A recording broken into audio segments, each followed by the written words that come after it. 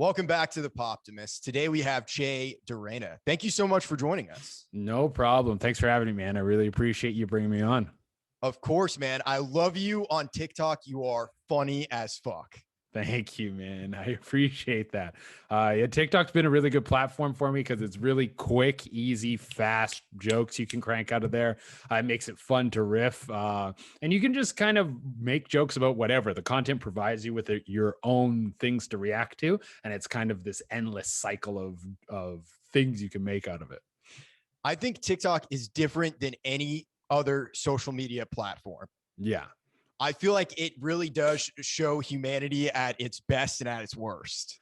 It's the thing about TikTok with like the community that it's cultivated on there is honesty. Like where you have Instagram is completely fake, and you have Facebook that's almost like insane. It's like this curated, weird perspective of like bubble reality where people want to like be extremely honest about who they are on TikTok, whether it's like my car is broken down, my relationship's falling apart, whatever it is, or maybe it's something good, maybe it's something bad. People prefer to have an honest representation of reality. Absolutely. I think the other thing that's interesting too, and I've just started seeing this with social media, being a creative person, someone who wants to put out content, you're a stand-up comedian, I'm a musician. Yeah. I really think that these social media platforms, it's almost like they're mediums to express our art through, because I discovered you through TikTok. I just thought it was hilarious. It was funny. And the sense that I got from it was like, I want to do some research here because there seems like there's something a little bit deeper with this guy. Yeah. Because your comedy versus TikTok, like your TikTok is very silly. You know what I mean? It's very absurdist, but your comedy is really thought provoking. You have themes and things that you're working on. So I've been thinking about that more just with like social media. Yeah, well, the expression between the two platforms is very different. Like TikTok, the way I kind of approach it is I do really enjoy absurd humor, and expressing it through TikTok's a lot easier. But and because you have those visual representations that you can kind of bring in, you can do green screens, you can do this whole sort of performance through it. With stand up, it's just your voice and just the people in that moment. So you have to dig a little bit deeper to get the image that you're trying to portray through your mind into everyone else's, and to get them on the same level of your sense of humor. So the way you translate things is different. And also, I've been doing stand up way longer than I've been doing any sort of social stuff. I've been doing stand up for about 8 years now, and I've been on TikTok for maybe like 6 months or so, like seriously putting stuff out. And so my skills as a comedian are much more refined. Sure. Yeah. It's two almost polar opposite ways to express yourself. Yeah, absolutely. No, sorry. Yeah. This whole Zoom thing, dude, I'm still getting used to it. I'm so used to doing shit in person. Yeah. So I'm having to completely modify what I'm doing. But when did you start stand up, or what inspired you to start stand up? So I started stand up when I think I was 21. I think I was 20 or 21 when I started stand up. It's a hopping of process. Like the first time I ever performed in front of a crowd in like a comedic way, I was in grade 4. I did like public speaking, and I did a speech about my family, and I remember making it funny. And that was the only time I ever did anything like that. And I didn't do anything like that again until I was in high school. I did public speaking again. And I remembered when I was younger, like, oh, I did a funny speech. I should do them funny again. And I was very good at doing it funny. And I was able to like go to whatever, like the provincial level of public speaking in high school. And then I just left it. I never touched it again. I used to consume a lot of stand up as a kid and as a teenager and stuff. But it wasn't until I was, my early 20s, my brother started doing stand up, and it blew me away because I didn't know you could just go do it. I didn't know you could just be like someone who goes to a show and performs. I thought you had to be famous. And he was like, oh, I'm just doing open mics. So I wrote material. The first material I wrote, I had the intention of giving it to him, because I was like, oh, maybe I'll just write jokes and I can hand them over to my brother. But I wrote enough material for me to do it myself. And then I just went and did it. And the first set went good enough. And I just kind of stayed at it and kept doing it. What was that speech that you gave in the 4th grade? What did you say about your family? I can't remember any specifics about it, to be honest. I remember it was just like breaking down each one of my family members. My sister's a daddy's girl. My mom is like a mean boss. My dad farts a lot, like that kind of thing. Yeah. Yeah, it was just like breaking down each one of my family members. And I don't even remember how I came up with the jokes for it. I just did it. And it just kind of came to me naturally. Who were the stand-ups that inspired you to start doing stand-up? Chappelle was huge when I was a kid. Yeah. Like, I mean, he's genius. Absolutely genius. I mean, he's huge now, but like I was in elementary school, I think, when Chappelle Show was on, or at least maybe the first season. And like Chappelle Show coming up was like a cultural, like a massive thing in our culture, like in the way that you have things that ripple through society that become like how you have Drake started from the bottom, now we're here. Like people just say that now without any relation to Drake. Like I'm Rick James bitch was something you said that everyone knew what you meant. So that watching Chappelle do a sketch show and then do stand up made me understand different realms of comedy. Made me understand like there's a vast difference between having a TV show and going up and telling jokes in front of a crowd. So that was a very early exposure. And when I would sit down and watch hours and hours of stand-up. I watched a lot of Chris Rock because Chris Rock had a banger special after banger special back then. Who else would I watch a ton of? I got introduced like late to the game on people like Doug Stanhope and stuff. That was like right after I started doing stand-up. But I'm trying to think if there was like other stand-ups who were bubbling around that time, but I think Chappelle and Chris Rock were like the two that I would watch a lot of as a kid. Did the first time you do stand-up, was that in Toronto? No, it was actually in Mexico. Mexico? Yeah. I grew up in BC. And then through university, I got a scuba diving instructor certificate. I moved to Mexico. Now, found out my brother was doing stand-up. I Googled just like stand-up comedy in Playa del Carmen. That's the city I was in. Found this show and I just went and did it. And then I just started doing stand-up there. Like there was like these 5 guys who were doing shows for tourists once a week. And I came and I was like, hey, can I do a set? I've never done it before. And they were like, yeah, for sure. Come and do it. And I did it. And I brought a bunch of people out and it was super fun. And I just kind of stayed at it. Okay. You just broke off a lot for me to unravel there. Okay. So you grew up in British Columbia. Yes. And then you went to university and you said you got like a scuba certification. Yeah. So I went to like, my parents, I graduated high school and never liked school, was never very strong academic kid. And my parents were like, you have to go straight to university. And I was so happy to be done with school. And so I was like, I was happy to be done with school until my parents said that. And so I looked for whatever was like the most bullshit course I could find. And it was a scuba dive instructor course that you could do on the coast of BC. So I moved to the coast of BC to do this course. It was only 2 semesters, got my certificate. And then from there, moved back home for a bit. I think I was only home for a month. And I was like, I had the taste of freedom of like leaving home. Oh, and yeah. And I was like, I need to get out of here immediately. So I just started sending out applications. I applied to every single scuba place I could apply to. And I had a good resume because from doing the course, they like really make you take a lot of scuba courses through this university program. And ended up in Mexico. They had a job set up for me when I went. It was a super cheap flight. And I was like, boom, gone. Went down there, lived out there for like 3 years or so. I did stand up like the last year I was there. And I really like from doing stand up, I was like, I love this. It was the first thing I ever kind of decided to do on my own.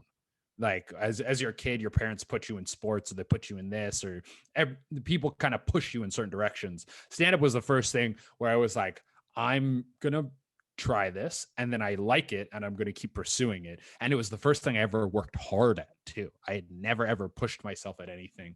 And I was like, okay, well, this is like inspiring me to be a driven person. If I want to do this, I need to take it seriously.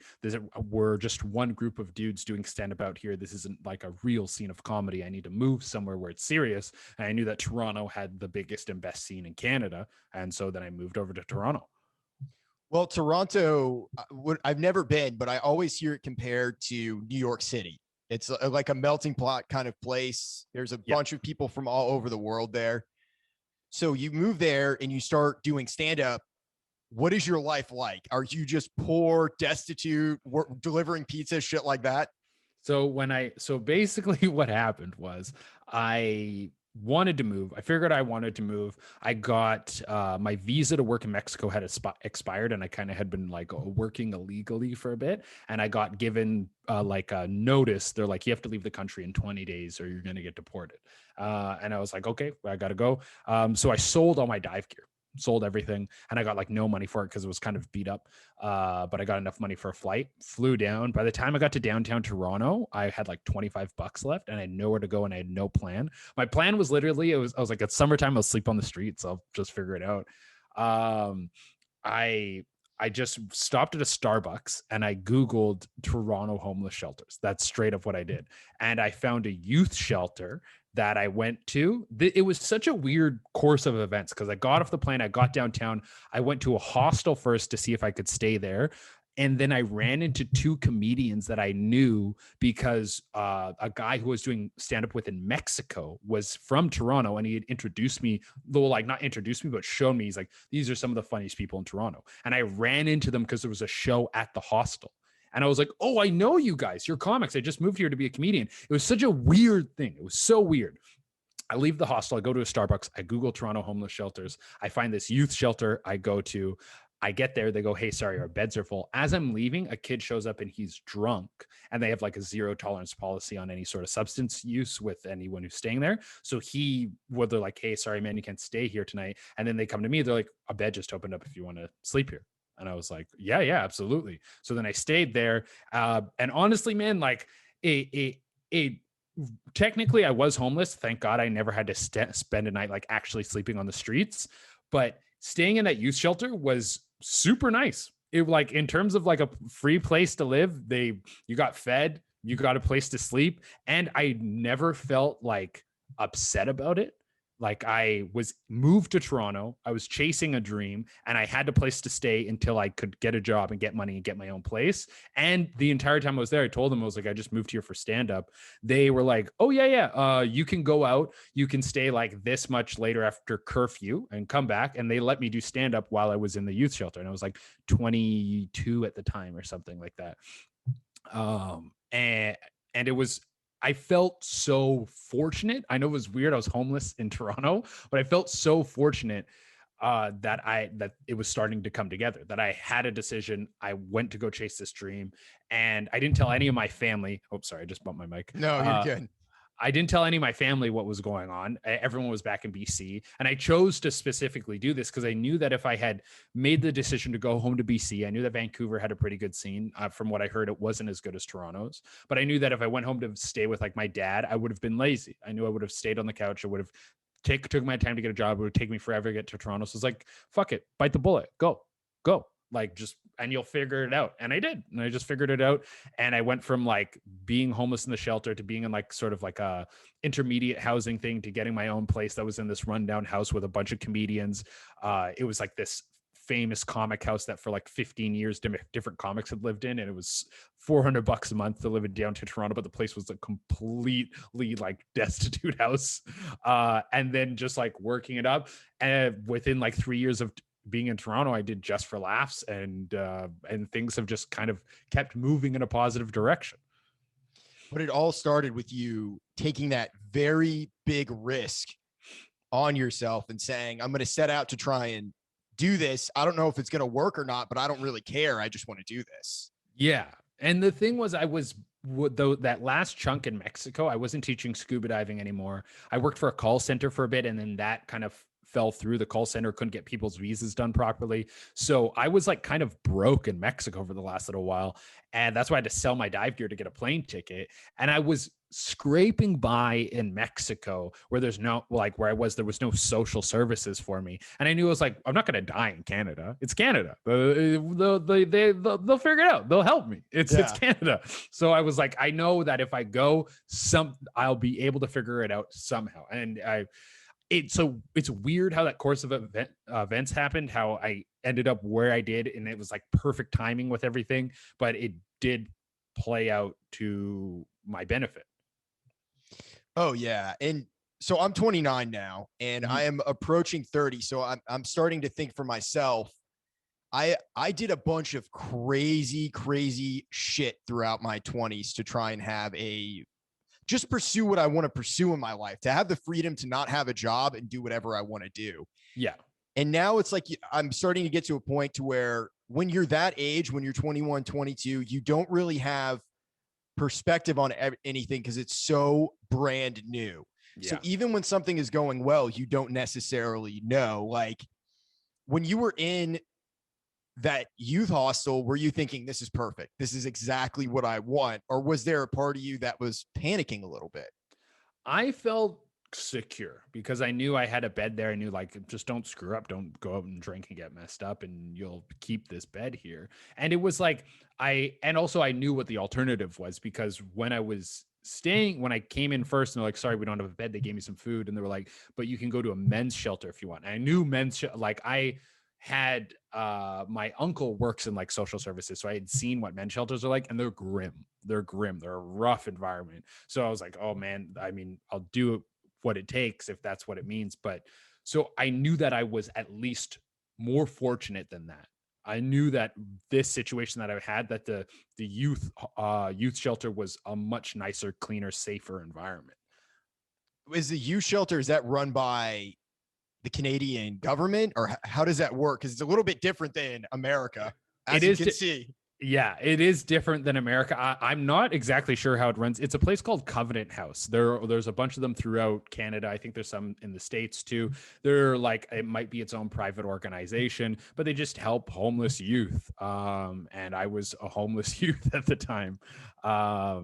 And it was like nice enough where eventually I had my own room. Like they had like things to help all the kids in there, like PlayStation on the weekends. You got fed 3 times a day. Like you were well taken care of in there to make sure that you could get up on your feet. They help you get a job. They help you work on your resume. They help you do all these things, like get access to like business clothes and all these kind of things so you can start moving in the right direction. And this gave me enough time to like get a job and get up on my feet and get things in place so I could have things moving forward and not end up actually on the streets.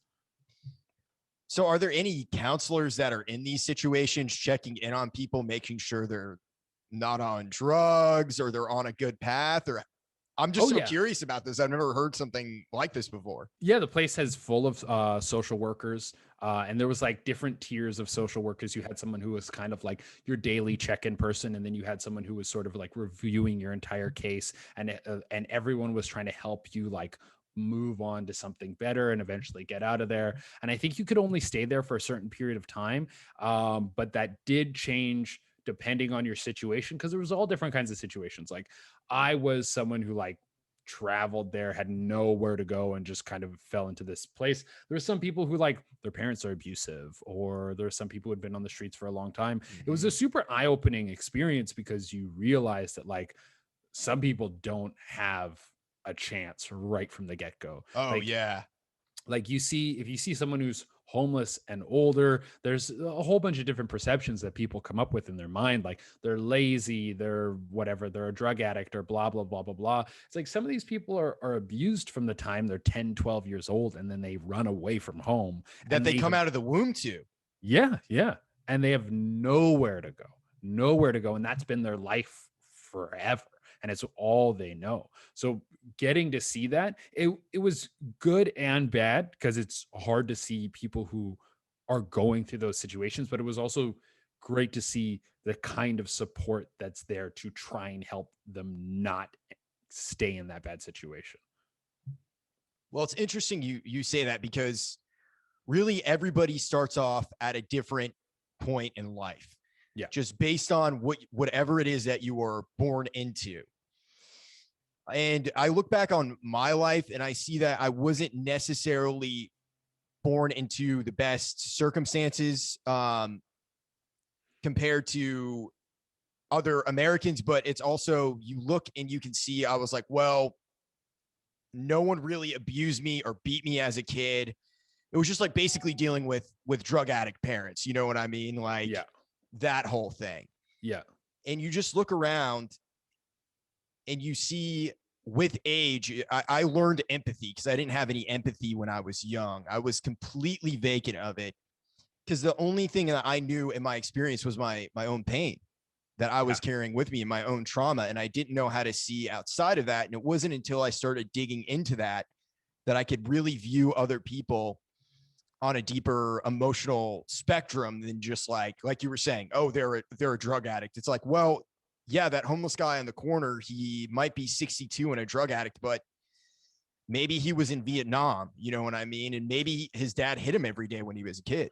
Yeah, you have no idea what kind of situation these people have been brought through from the beginning. That's why there's like when you start to break down like the left-right perception of sort of the political spectrum, you have sort of a more, if you're leaning more right, it's the idea that like each person is sort of responsible for themselves. And if you're leaning more left, it's like the government has a responsibility to support people. And neither one is completely correct. There's a somewhere in the middle where things have to come together.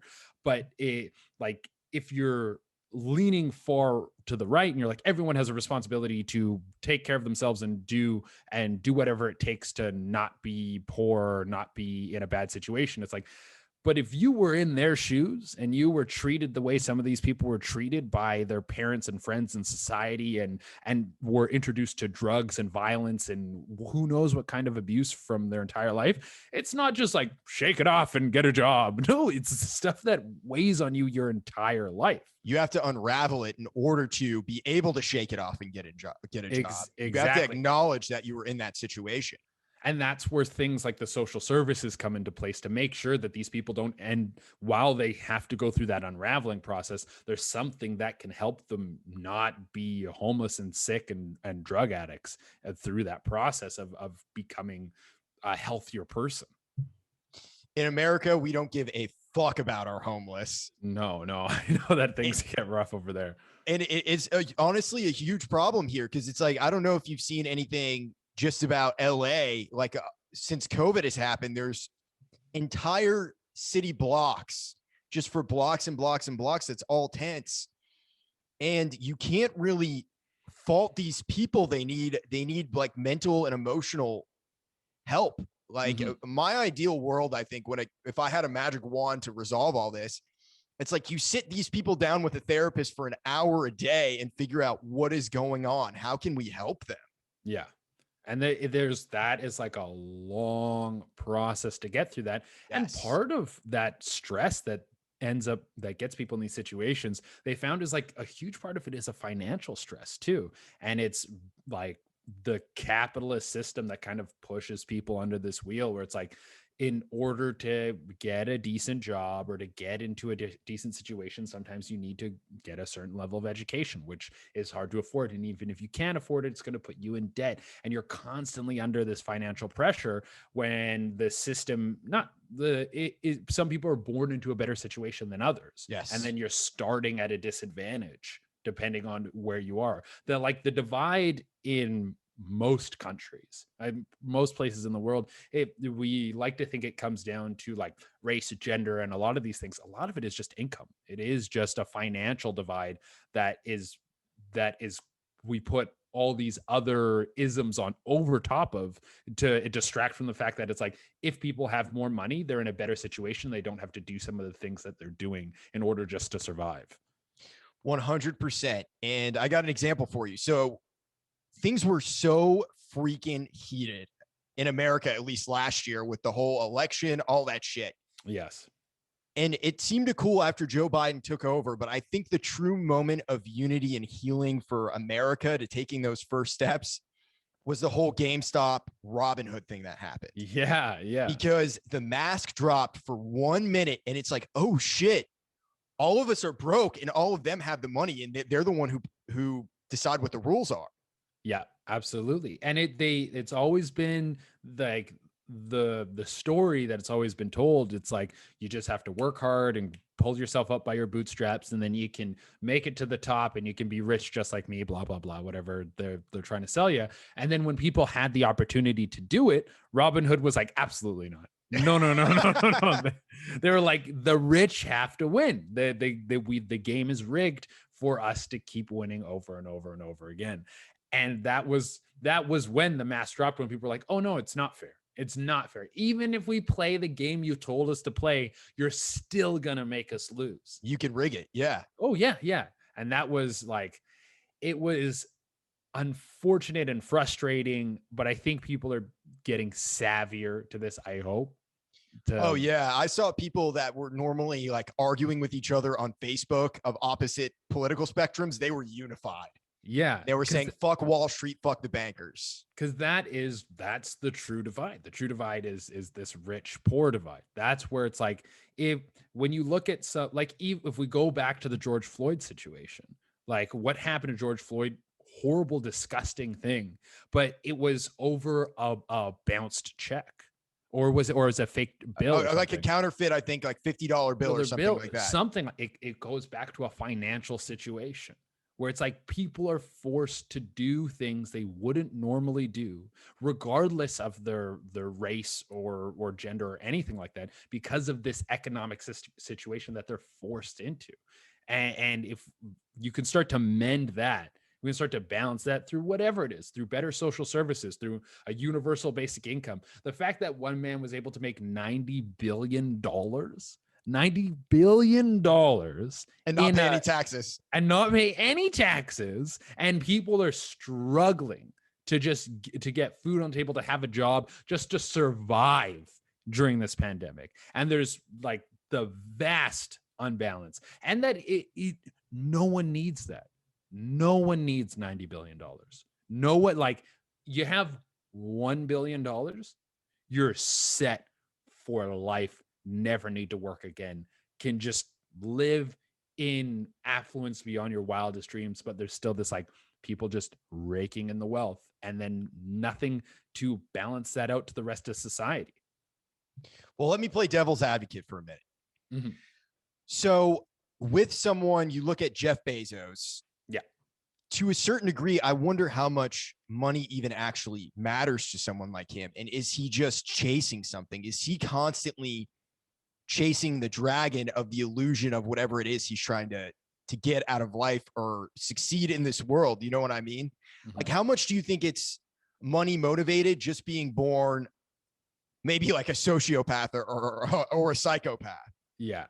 My theory has always been that he needs like the $1 trillion, become the first trillionaire, because that's the only way you can fix a lazy eye.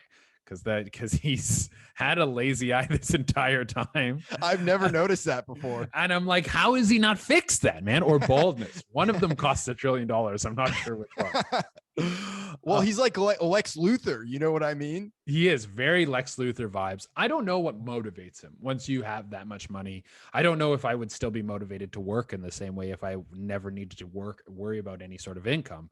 I don't think that the desire for progress is wrong. I think the way we're doing it is wrong. And it's clear because it's starting to have an effect on the planet. Like this endless need of growth and this endless need to like consume and create profit. We are now pushing the planet into like a death cycle where we need to reel things back because we're consuming too much. We're making too much garbage. We're making too much CO2 that it's damaging the planet because we have endless consumption. So this mentality that we have isn't the right one. I still see that progress is positive. We're still going to keep moving forward. Hopefully that we don't die in a mass extinction event, but hopefully that progress keeps happening. We keep moving forward, but there needs to be some type of balance. I'm not against progress. I'm not against people getting money. I'm not against people being extremely successful, but it's right now it's at the expense of millions of, or if not billions of people. Well, he's making sure that his workers can't unionize, and they also have to like piss in bottles and shit like that whenever they're working. And if you miss a day, they didn't give them any paid sick leave, I guess, during COVID. I don't know if you heard about that. Which is insane. It's insane. What's one of the wildest things is that the companies you work for never reflect on your income. Like if you work at a corner store, you make however much working as a cashier there. You make the same if you work at Walmart, but Walmart's a multi-billion-dollar company. How does working for a more profitable company not reflect on your own income?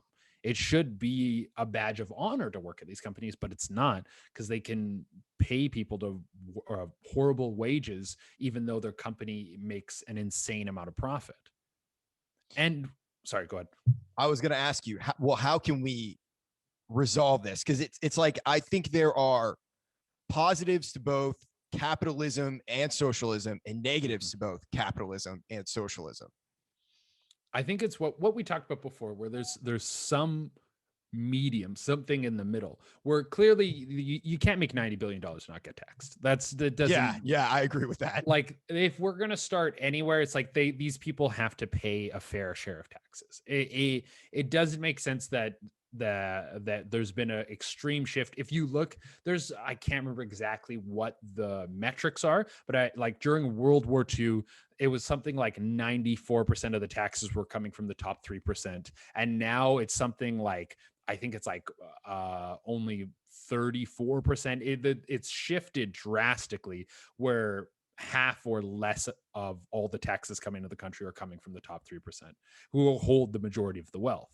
And that doesn't make any sense. There needs to be something balancing this, where these people can still live like gods, but you have to pay your fair share. And also we need to look at how innovation is changing the job market, where to run a company like Facebook, like if you go back and you look at like Henry Ford or something like that, like he employed way more people than a Facebook or an Instagram, which are now the sort of new era companies. But because innovation makes everything flow so much better, we can run these companies more efficiently, and we need less people to do the jobs, so more money flows to the top. This needs to be accounted for. I have no problem with us taking away all the crap jobs. No one wants to work as a grocery store, a cashier. So we have automatic checkout. No one wants to work at McDonald's. No one should have to do these crap jobs if we can get robots to do them. But then all those people who run these companies are now making even more money because they don't need to pay those people. Is it like a universal basic income? I don't know what it is, but something needs to be put in place to ensure that everyone can at least live. And the super rich are still going to be super rich, but maybe everyone doesn't have to worry about whether or not they're going to eat. Well, the downside is that, unfortunately, at least in America, the super rich are the ones who are able to influence politics. Yeah. Which is the greed, I mean, it all comes down to that. Oh yeah. It does all come down to greed. And I honestly, who knows what, that becomes a huge problem, because as we talked about before with the Robin Hood situation, is that these people don't want to play fair at all. If you if you try to go, I think, down a just political legal route of like, we're going to put legislation in place, maybe it works, maybe, but you have like, I don't know, they could just like assassinate the person who's trying to push this thing forward. Oh yeah. I mean, it's happened all throughout political history. You look at RFK, JFK, Martin Luther King Jr. It's like we find someone who can inspire some hope and change, and then we fucking put a gunshot to their head. And then they just killed them. Like the thing that pushed Martin Luther King over the edge was because he started to bring up how there was a wage disparity. Is that the right word? Discrepancy. Sorry. Wage discrepancy between black and white workers, and that they should be paid the same. Before that, when he was just like, we want to vote, we want the same rights, people are like, yeah, okay, take it. Once you started to bring money into the situation, they're like, CIA was like, no way. Absolutely not. They're like, absolutely not. So it's like, I don't know, like, I don't know how you push back against something like that. I don't. And also, this is like we're in deep conspiracy theory territory here with like, Oh yeah. but it seems like we know that they won't play fair, and we know that even though they're sitting on piles of gold like massive dragons, they don't want to give up even the smallest amount. So I don't know what that changes, and it might just be moved to Europe. That might be the answer. It's go somewhere where it's a little less toxic in terms of the wealth gap. Have you listened to Sturgill Simpson before? No, who's that? Okay, so he is like a Nashville musician. He's kind of like the second coming of like Waylon Jennings and all those guys. But in 2019, he released this great album called Sound and Fury, and it was just a straight up rock and roll album. It was incredible, really good. You should check it out if you had the chance. But he has this one song. I can't remember what the name of the song is, but it was like the first single from the album, and one of the lyrics is compromise is made out of peace, but history is made out of violence. Yeah. And it's the human story. You know what I mean? I don't know if we can ever really resolve any of these bigger human issues like racism. I don't know if we're ever going to be able to get rid of it altogether, because there's going to be people who still want to be racist, or they still want to, you know what I mean? Does that make sense? Oh yeah, no, it does make sense. I think a large part of things like these, I feel like things that shouldn't be issues anymore. Things like abortion and racism. It's like, how are we not past these? Like homophobia. Like when the gay marriage talk came up in the States again, because we've had gay marriage legal in Canada for ages. And I feel like over the last election run, there was talk about gay marriage and abortion laws again. I was like, I thought we were done with this. How is this? Why are we bringing this? This is old news.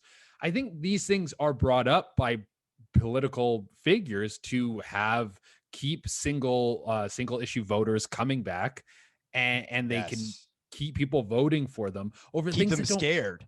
Keep them scared over things that don't really matter, man. That it's like, is abortion really that big of an issue that you're willing to sacrifice so many other things to make sure people can't get abortions? Like, what are we doing? What are we doing? Talk to me a little bit about Canada, because I don't really know much about it. I grew up in Maine, so I grew up right down the road from where Trailer Park Boys is. Yeah. But what was it like to kind of grow up there? What was the society? What was the culture? Is your family originally from there? Did they move from the States? How did all that happen? So my dad's from Haiti.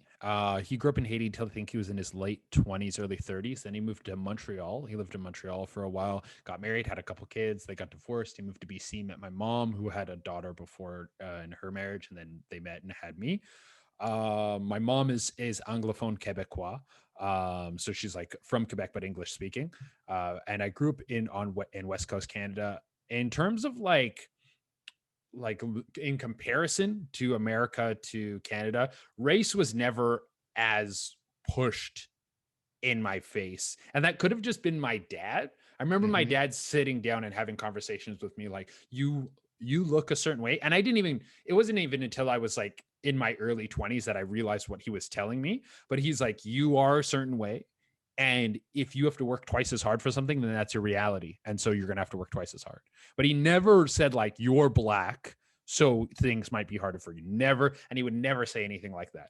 But when I got older, I realized that's what he was talking about. But race was never something that was like constantly talked about and constantly brought up in our home. And also, I don't feel like it was something that was brought up a lot in my life. BC isn't a place that has a large Black community, but it is very multicultural. I remember my friend group, like one of my buddies was from Afghanistan, another buddy was from Korea, another buddy was a white Canadian dude.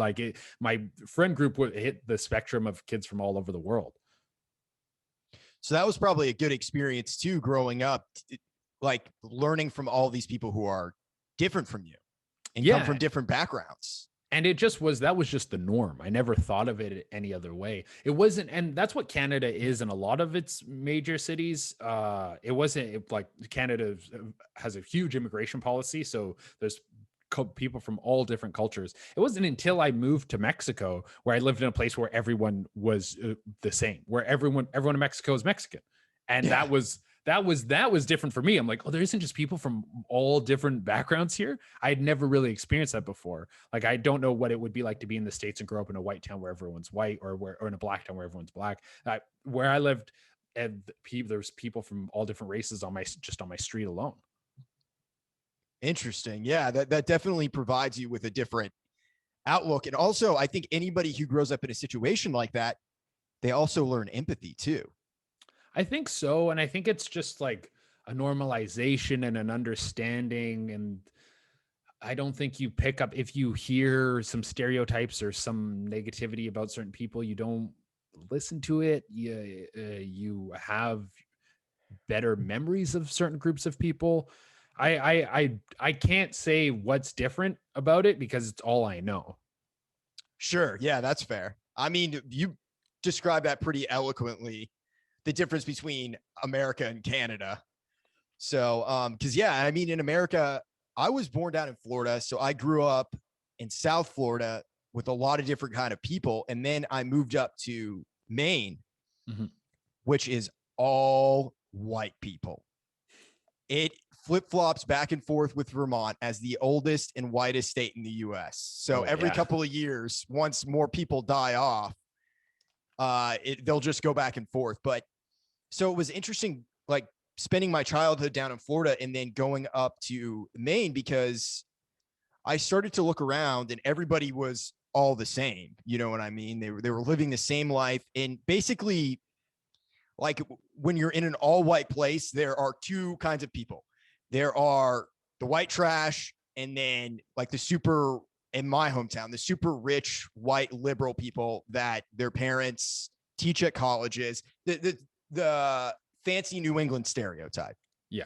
You know what I mean? So it was interesting going and seeing that, because my hometown was not diverse at all, like at all. Maine is not like a very fun place to be just because there's not a lot going on. I'm grateful to have grown up there, because it was like a great existence growing up in this beautiful place. It's a beautiful place, but I just knew I wanted to do more.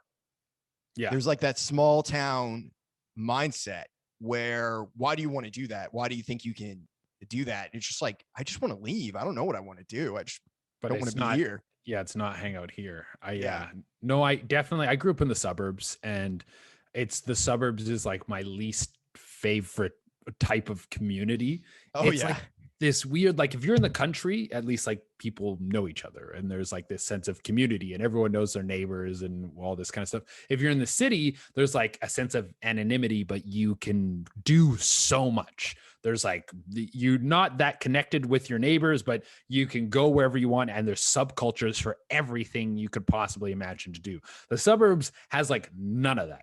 The suburbs, everything is short buildings, everything's gray roads. People get jazzed off of cutting their grass and buying a barbecue. People whisper about their neighbors and talk shit about each other. It's like this, I don't know. It's just, it's like high school never died, and it's just as toxic. And it feels like no one aspires to be anything more than having a regular job and paying off their mortgage. And for some people, that's great. I'm not knocking that lifestyle. Yeah, no, I know what you mean. It seemed frustrating to me. And I just specifically didn't like the way the community was set up. And it might've just been my mom, who was like very, she had animosity towards some of our neighbors, and very openly. Yeah. So maybe just my perception of the suburbs was like, people are mean to each other. But I just don't like that community, that type of community, but it does inspire you to go and chase something more, to get out. Yeah, they're like, there has to be something more than this, and just getting a job and meeting a girl and getting a home and then living your life, I guess. Like, are you a David Lynch fan at all? He's a director. He did Twin Peaks. He did Blue Velvet. I know of David Lynch, but I haven't watched Twin Peaks or anything like that. He did some movies recently, didn't he? Did he do Mindhunter, or was that David Leitch? That's David Fincher. David Fincher. Okay. Mindhunter is a great show too. I do like Mindhunter.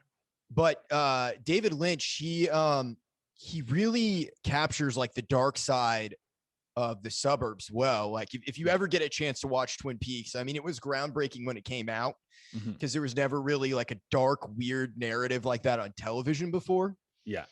But he really summarized, I think, what it's like, the strangeness to grow up in this community that tries to appear to be perfect. Yeah. No, that is a very good example of it. That's exactly what it is. It's a lot of people putting a face on. As a kid, it's just incredibly boring. So boring. It's like your highlight is like you go to Subway and everyone, like most kids, like sit on a playground and get high. And it's like, that's it. You're like, man, come on. And you watch TV and these fantastic things are happening. Cause like I'm 28, you're 29. You grow up like, I got inundated with television my entire life. Oh yeah. What people are doing and these famous people in like a world so exciting is out there. And you go outside and it's just Costco. And you're like, oh, you're like, that can't be the highlight of life. No, it's a safe existence. You know what I mean? Like, and I think that's what I was really super crazy in my fucking 20s. I lived in like 5 states in 5 years. And I think looking back on it now, I was trying so hard just to get the taste out of my mouth of sameness, of safety. Yeah. I want danger to a certain degree, not stupid danger, but I want a little excitement, you know, like we've had some bad weather here recently and I kind of enjoy it. Yeah. Because it feels like I'm a little bit on the edge. I'm like, I'm going to go out right now. I'm going to go drive around and see what's going on. Yeah. And it's very stupid and very unsafe to a certain degree, but I don't know what it is, probably childhood trauma in me where I'm like, I'm seeking this out. Yeah, I think it's more exciting than I don't know, having a 9 to 5 and you go to work and you kind of do your job and you don't feel very fulfilled and you can't really talk to the people you work with and socialize because you got to get this work done that you don't want to do. And then you go home and you kind of hope for a raise and you pay off a mortgage. And it just, the whole process seems just uneventful. And it's all building up to getting like a little bit of time off so you can enjoy yourself for a small fraction of the year. And then you go right back to it. And I'm happy to see that things are innovating and changing to another way. Like what we were talking about before, the talks of a universal basic income. Like my perception of a utopia has always been, we have robots, like all these, how robots, we got self-driving cars coming on the horizon, like taxi drivers, Ubers, truck drivers, all those jobs are going to be gone. And they should. That's a brutal industry to work in. It's hard on your body. It's hard on your mind. You're driving for several hours a day. Take those jobs away and give those people money just to live, just a universal basic income that comes and pays people, do everything that no one wants to do.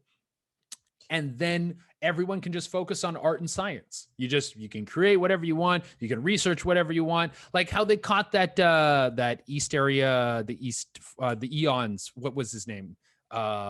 East area rapist, the killer who was on the loose in California forever. Oh yeah, I know who you're talking about. The Night Stalker. I think it was the Night Stalker. We might be mixing up two different guys, but there's a lot of them. There's a lot of them, but the way they caught him was like, it was Patton Oswalt's wife had a huge part in it. It was her like doing a bunch of research and a bunch of people compiling information together. And something the police could never do, they were able to use their minds and information they collected separately to track this guy down and find him and get him arrested. Like, what could people be creating and doing if they didn't have to go to a mundane, boring job that nobody wants to do, that we can replace with technology? There's so much more brilliant things that people could be doing with their minds. Well, let me play devil's advocate again, because I do agree with you to a certain degree. Yeah. But the thing that it makes me, I think about myself, and any times that I really had it easy. And I mean, you were talking about this a little bit too, where you just jumped and you went to Toronto versus going home and staying with your dad. What happens with people when they are just getting all their basic needs met? Or will the average human being go out and strive to do more?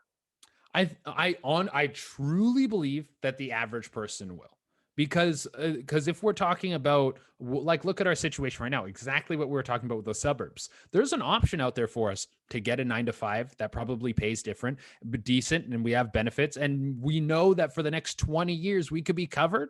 and we just have to show up. That's there, but we refuse that because it's not fulfilling to us. But there will be a percentage of society that smokes weed and eat Doritos and sits on the couch. But right now, first of all, it's not that bad. Your carbon footprint's super small if you're doing that. You're not hurting anyone. Yeah. And how many of those people who are like that are just doing a mundane job that's not really giving back to society in a big way? Now they're just going to be chilling. And there's nothing wrong with people chilling. Like, I don't think a universal basic income should be the point where you can live lavishly, but it's like, if you want to move outside of a city into like a small area where there's not that much going on and you can kind of scrape by and just make this and never have to work. If you want to do that, the options there for you. But if you want to move to a city, you want to hustle, you want to do things, you're going to need to find other forms of income. But I think it is human nature to want to get more. But once we remove like financial stress from people, immediately things like hospital visits drop down, mental health gets better. All these things start to improve because you don't have to worry about if you're going to die. Yes. Yeah. And you don't have to worry about if you're able to eat that day. Yeah. So, I mean, I'm talking about a thing that may never happen. Hopefully it does happen, but it makes sense to me that there can be still people who are very successful and people who are pushing the envelope like Jeff Bezos in terms of what a company can do and how innovative things can be. But it doesn't have to come at the expense of people having to piss in bottles so they can just have a job. Yeah, not get fired to be able to feed their families. Yeah, like that's disgusting. There was that. Did you see the John Oliver thing with the meat packing plants? No, I haven't seen this. He did a thing on, I'm not sure how recent this was. I didn't see it that long ago, but about how the conditions that workers have to work under in these meat packing plants, they all had to be super close to each other. There was no COVID regulations. Everyone was catching COVID. And they had something in their contracts where they couldn't, like, if people were getting sick or hurt on the job, that they couldn't sue to get medical services. So like one dude, they even said his hands got crushed and they made him sign this contract thing with a pen in his mouth so he could get medical services because the company's like, oh, no, we don't want to get sued. Like, people are forced to work horribly. So someone is like living like a god. It's like just a little less. You just need to be living a little less so other people can live like human beings, man. Is it like that much? Is it that much? I'm not trying to be like, no more, we're gonna take everything from you. It's no, like, I know what you mean. It's just like a little less, man. Like if Jeff Bezos makes half of what he made, if he made $45 billion and the other $45 billion got spread across his company so people could not piss in bottles and people could have proper wages and people could live normally, like, is that fair? I think so, man. I think it's fair. Jeff Bezos doesn't think it's fair. No, he doesn't.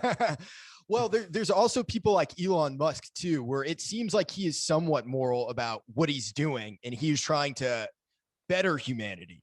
Yeah. And send us to Mars and do all this crazy shit. And I find that to be inspiring. Like someone like Elon, it's like I could almost look the other way a little bit on, because what he's doing is going to be greater impacting the human species for generations to come. Well, and hopefully that's a more of a trend that we see of people with Bill Gates is another perfect example of Bill Gates is like trying to end people not having clean drinking water, where it's like everyone should be able to have clean drinking water. Everyone should have food to eat. He's trying to be like the front runner in stopping the carbon footprint and changing like the meat industry so it doesn't have such an impact on the environment. Like there is hope. And like I'm very much an optimist. I mean, your podcast is called The Poptimist, so I would assume you're an optimist as well. Yeah. And when I look, things are getting better. Even when we look at like the Black Lives Matter protests, there's horrible relations between Black people and the police in America and throughout the world. Like Canada, we're not even close as bad. There's definitely issues there. And then, if we're going to keep looking at different things, like I'm getting all over the place now, but no, it's fine.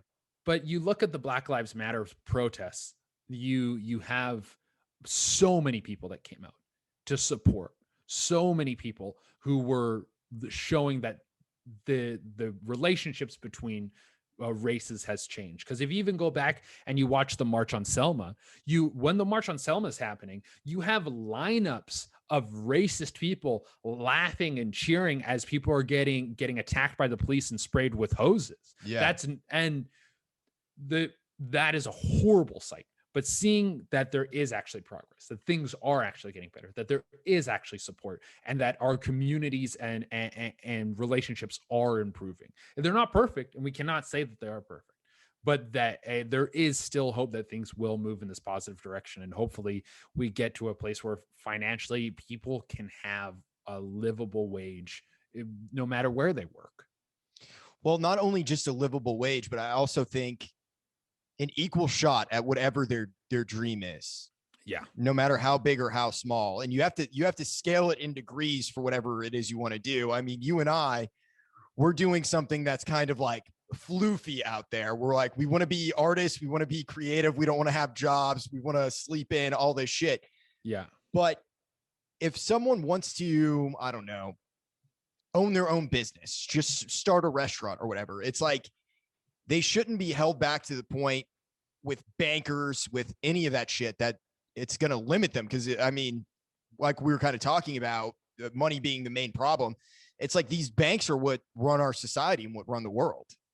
And they shouldn't have to worry about like a massive company like Amazon selling their products at a loss to purposely put you out of business, to like be like, well, we can afford to sell at a loss, and so we will, until everyone goes out of business, and then we can raise our prices. Like that's like, that's not fair. Like you had Jeff Bezos had a $200,000 loan from his father to start Amazon. The guy who owns like Dior, I can't remember what his name is. It's LMVC or something. It's this French dude, and his family owns like Dior and Sephora and Louis Vuitton and all these different fashion and like makeup and jewelry brands. He had a $20 million loan from his dad to buy Dior in the 80s. Like there's a clear advantage that these people have, and they're going to keep leveraging this advantage because there's nothing stopping them. And if you are a small business owner and you're like, I want to start a clothing line, you shouldn't have to worry about these people putting their boot on your neck and crushing you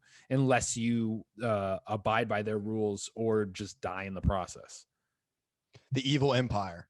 Yeah, we shouldn't have to worry about the evil empire. There needs to be some sort of balance, or else you're just going to have civil unrest and everyone's going to lose it, and then we will have bloodshed in the streets. We were very, very fucking close to it. Yeah. Did you see The Mandalorian? Oh, yeah. I love The Mandalorian. Okay. So I'm guessing you saw the Bill Burr episodes. I was a big fan of his second episode that he did in the second season, just because when they were kind of going through to this Empire base, he's like, Empire, Resistance, it doesn't matter to these people. It's all the same. It's someone who's on top of them telling them what to do and how to live. Exactly. And that's what the situation is. When we go back to where everything we're talking about before, it all comes back down to an economic divide. That's what this is. It's people. Oh, some people are above it and some people are below it. And the people who are above it want to keep people below it because it keeps control. And if you can keep the people below it against each other and fighting amongst each other, then it's a lot easier to keep them below the line. Oh, yeah. So I guess what I've taken from this conversation today is hate Jeff Bezos, but still love the Amazon one click. I'm not against innovation. I'm not against obviously all of us use these services. They've made our lives easier and more convenient. For sure. It's nothing against the changing of markets. It's that all of this is coming at the expense of other people being able to just live. And so other people can have levels of wealth that they could never do anything with in their wildest dreams, or they're buying things that like, I'm going to buy like a super yacht that's bigger than an apartment building, and I'll use it 4 times. And it's like, it's not like and someone else can't even afford a home. And then when we're looking at the grand scheme of things, this chasing of lifestyle is just killing our planet. There's these super rich, these super tankers, this massive consumption. If we keep living like this, we might end up with all of us dead, running around with Mad Max sawed-off shotguns in the desert. I honestly think that might be my fantasy a little bit, though. I don't want it to happen, but if it does happen, I'm not going to be mad. Yeah, no, it's like, hey, man, at least we're all on an equal playing field now. Yes, exactly, yeah. Exactly. Yeah. So tell me a little bit about your stand-up comedy album. You said you released it last year. Yeah, so I had an album come out last year, October. I was super lucky. I just recorded it right before COVID kicked off. It was like February. I recorded it. Oh, fuck, yeah. It was just right on time. And then got everything together. It's called Tales from My Butthole. And it's kind of been a good collage of like my first few years of stand-up and everything I've been able to put together. It's upsetting that COVID did happen because now I can't work on new material in the same way. I'm excited for the summer to come around so I can start crafting new stuff. But I really enjoy it. I really like what I was able to put together with that, and I'm proud of it. And it's a good, so like I'm happy with how good it is because I'm like, oh, I know I can do so much better with what this thing is. Yeah. So you're going to be touring Canada this summer? Are things opening back up there? Yeah. So I think the landscape, what it's going to be is similar to what we had last year, where there was a lot of patio, a lot of outdoor stuff. So we're putting our tour together now. We're most likely going to start in Ontario, then just hit the road and head east and go through like New Brunswick, Nova Scotia, and all that kind of stuff. We don't have all our dates and everything set yet, but probably going to be taking off mid-May, and then go for as long as we can. I tour with a couple other comedians, Jacob Balshin and Andrew Packer, and we do the J&T comedy tour. We've done it. We did a whole West Coast tour in 2018 and an East Coast tour in 2019. And now we're just back at it again. Where can people find you at? I'm at Durena on everything. Twitter, Instagram, TikTok, all the platforms. And they should. No, and they should fucking follow me, you fucking idiots. There we go. Yeah. But that's what I'm at on all platforms. I'm going to have I'm streaming on Twitch right now. My Twitch channel is Little Dinky News. There's no news. We just play video games and talk shit. It's me and another comic, Cameron Phoenix. And I'm going to have a podcast coming out called The Black Jew. With it's me and one of the guys I tour with, Jacob Balshin. He's Jewish, I'm Black, so we called it The Black Jew. Fantastic. Hey man, well, thank you so much for doing this today. Hey dude, thank you for having me on. I had a great time. Of course.